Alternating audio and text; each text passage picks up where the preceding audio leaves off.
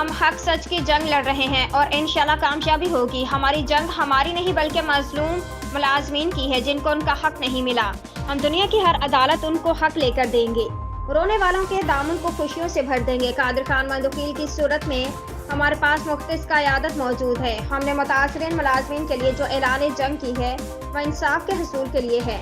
कामयाबी हमारा मुकद्दर है। तमाम वफाकी अदारों के मुतासरीन मुलाजमीन 5 दिसंबर को सुबह इस्लामाबाद हाई कोर्ट पहुंचेंगे और अपने कायद का वाहियाना इस्तकबाल करेंगे। अदालत बाहर तमाम मुलाजमीन उन्होंने दुआओं के साथ दाखिल करेंगे और all Pakistan effective apply action committee मुतासरीन मुलाजमीन का केस जीतेगी और कादिर खान वकील advocate supreme court of Pakistan Islamabad high court को मुलाजमीन के फैसलों पर ब्रीफ करेंगे।